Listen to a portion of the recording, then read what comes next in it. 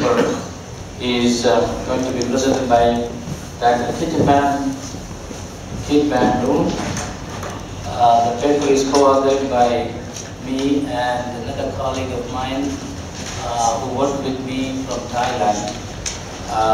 So, Kit Bandu will be presenting the paper now. Incidentally, I would like to say while we are getting ready, I was teaching in Gindi Engineering College a long time ago, and so I have an association with this area. At that time, IIT was being built, it was coming up, and it's a wonderful experience that I'm back here and I have the chance to interview with you all. Thank you.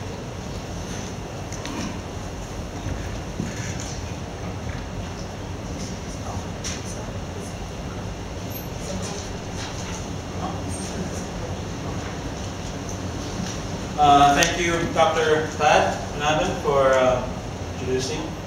Today I'm going to give a speech about the work I've been doing with Dr. Pad and Dr. Penjai in the past couple of years.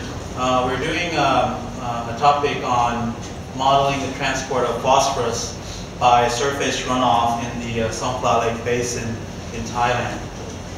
And just to get to know about the Songkhla Lake Basin, Songkhla Lake Basin is located on the southern part of Thailand near Malaysia, and it covers approximately an area of about 7,000 square kilometers. The lake itself is about 1,500 square kilometers in total. It covers about 4 provinces, and there's a population around the area of the lake about probably 5 million to about 10 million. That includes cities like Hat Yai, Songkhla, and Patalung.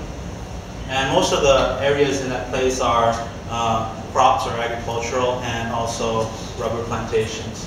However, the lake at the moment is distressed with current blooming of microphyte blooms in several months in the upper and the middle part of the lake. Also, a lot of agricultural chemicals or activities are being presented or discharged in the lakes by the upcoming of growing of plantations of rubbers.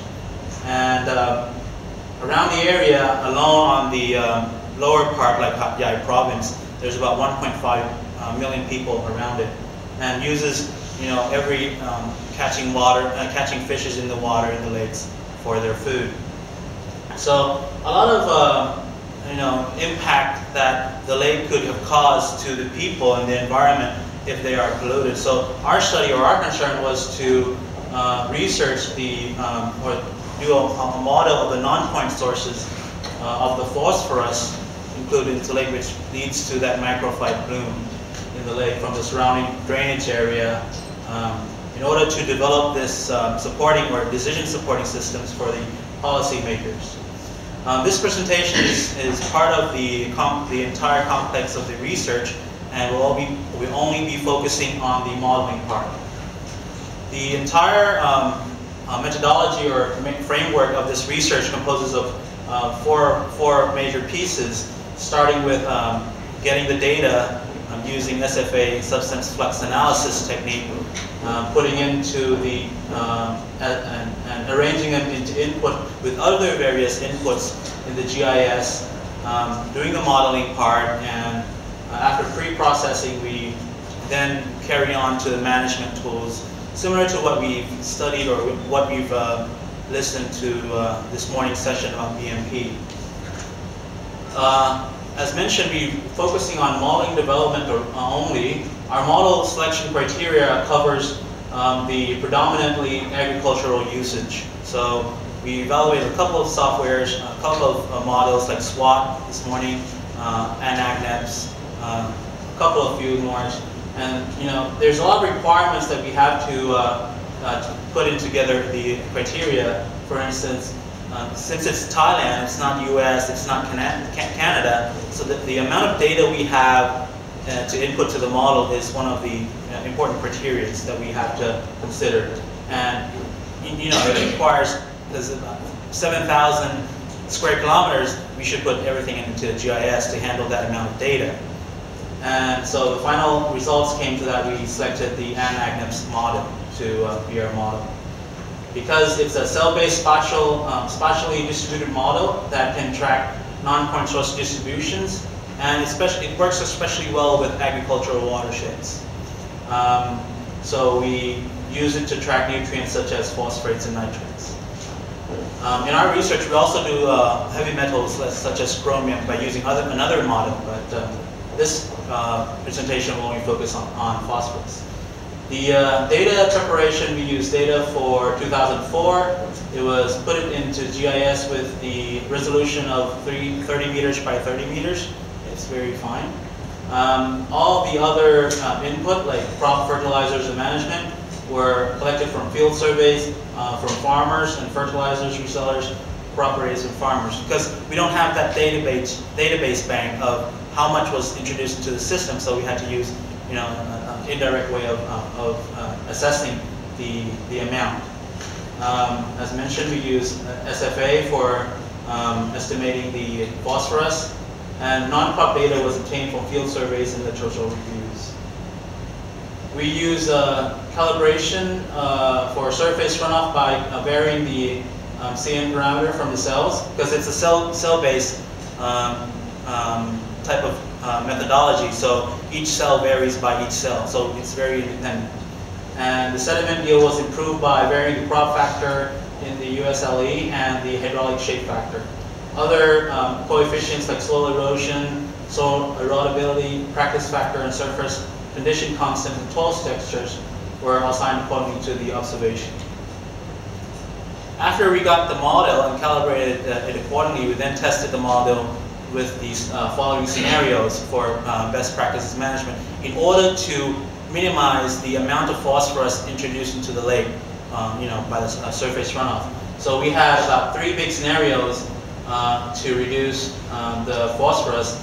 And by having the first scenario is to change the fertilization usage. So we want to know the impact or the relationship between the usage of fertilizers and the amount of phosphorus introduced into the lake. So we changed the fertilization application rate by 10%, increase 10%, increase 50%, decrease 10%, decrease 50% and see the results.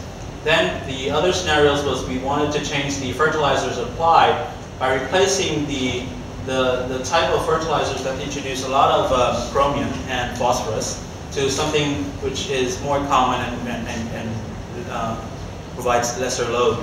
And finally, to replace of the crops, since basically the area contains of not only rubber plants but also other horticultural crops rather than rubber. So we introduced that idea of replacing those crops by rubber.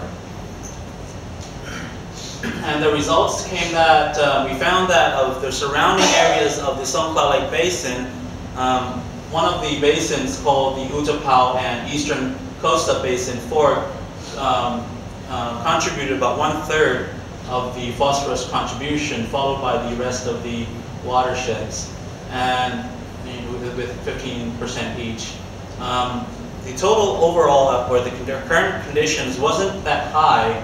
However, the phosphorus transport was concerned because the chlorophyll was found to be in the upper and middle lake, where it's not an open-ended lake. The open end appears only to be in the bottom part of the lake.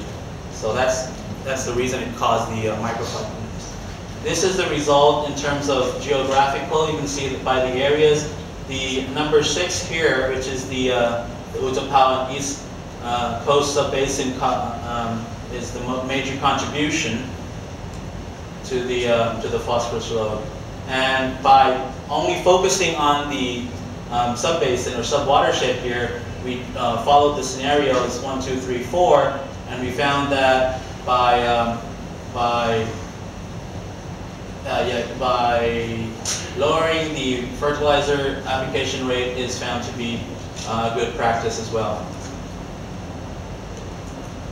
The conclusion was that we managed to model the entire lake into small sub-basins. Actually, it's 4 major sub-watersheds, and the data or the database that we have built for that foundation. It could be used in later researches if they wanted to model at different other practices.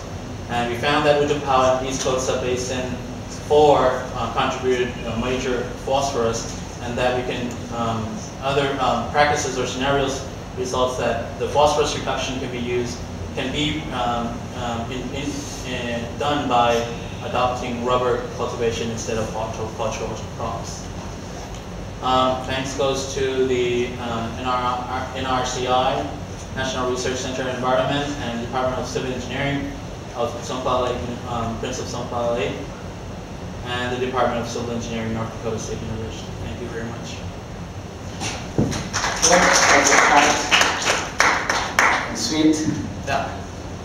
Questions, please?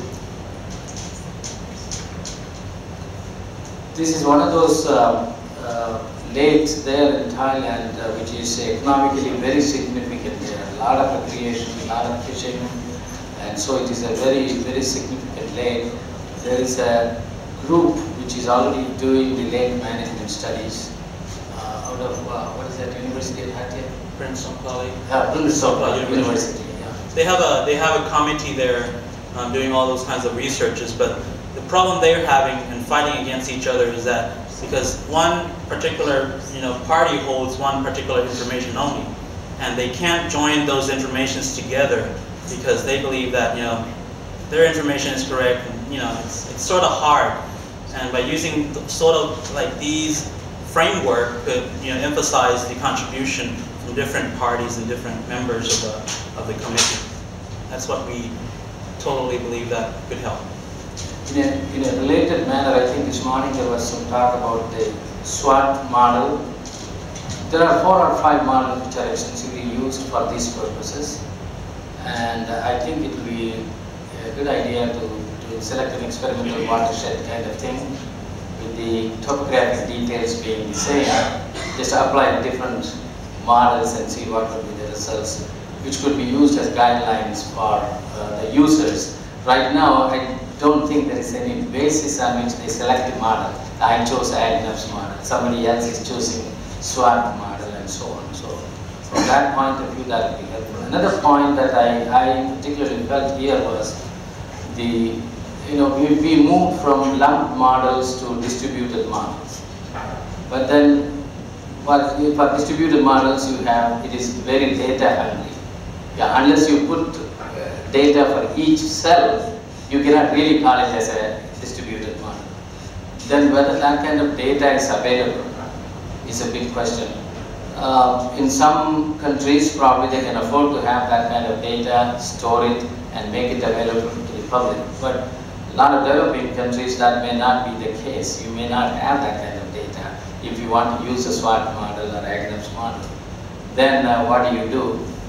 Is there a way of generating this data or collecting some information based on which you can interpret things? And that is something that will be very critical if those models are to be used. Distributed models are to be used in other places, and that is a significant thing. That's why in one case here, we had some good data, but even otherwise we had to go out and get some information from the marketing people and the users and so on, and we used a technique called surface flux analysis. Substance flux analysis, which is basically what it tells me is that in any cell at any given time, how much of that substance is there by actually putting in how much goes in, how much comes out kind of analysis. And that will certainly improve the input to those models.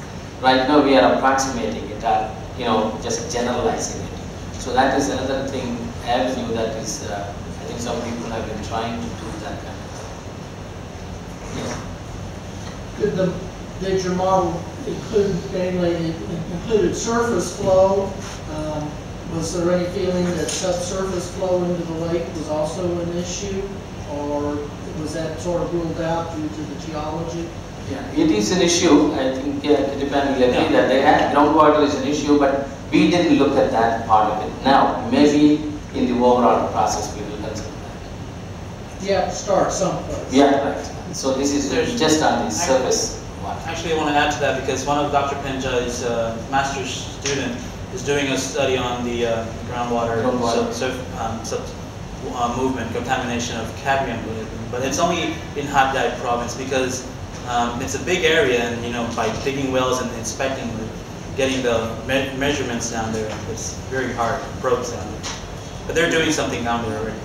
The other thing is most of these models are now doing only nutrient transport. Metals. She's using ModFlow. Is a big, yeah. Metals is a totally different picture now. I think right now people are started looking at metal transports for different kinds of things, developing models like this. We try to use a model called TREX. I can't recall the expansion, but that model traces some metals through surface runoff. It is again through surface runoff, it could follow the transport of metals. So maybe in some cases, because in some fertilizers really causing metal contribution, so that might be. Will this model, if you got the metal data, be useful, or do you have to go to a different model, to different dynamic to show the metal transport versus the nutrient transport? Well, right now in the most of the models they didn't attempt to build in the processes of the metals. So somebody from Colorado State University, when he was doing his PhD, somebody from Colorado State University was just developing that, and we thought that we will use that, and we have some results based on that, but it can certainly be improved. There's not that much studies or papers around there talking about metals and subsurface transports, because it's a very complex type of transportation that you have to calculate the amount of metal that goes within the sediments, which is in the subsurface water, which is like hard, even harder. So. Any other questions? Okay. Next.